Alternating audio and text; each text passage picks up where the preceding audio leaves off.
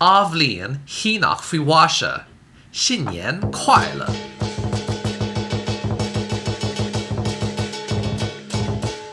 Fáilte go dtí Trasna na dTonnta an Dara lá. Is mis Matthew agus tá mé i chonaí i Toronto, Canada. Tá mé ag fólam Gaeilge agus tá mé ag fólam Shíneach freisin.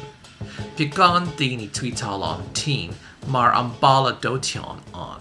Mar sin tá mé Shíneach a bhúna daobh in Gaeilge agus tá inniu forfa.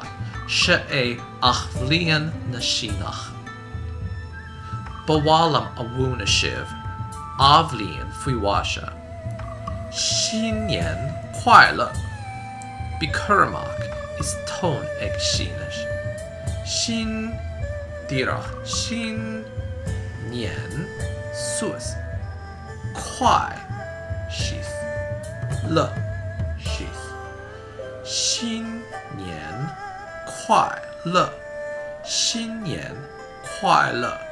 新年快乐 Eras Se é an bliain amach agus tá súlagam go bhfuil sibh win na muice an bhliain seo gur míle maith guibh agus feice mé sibh amarach agus 新年快乐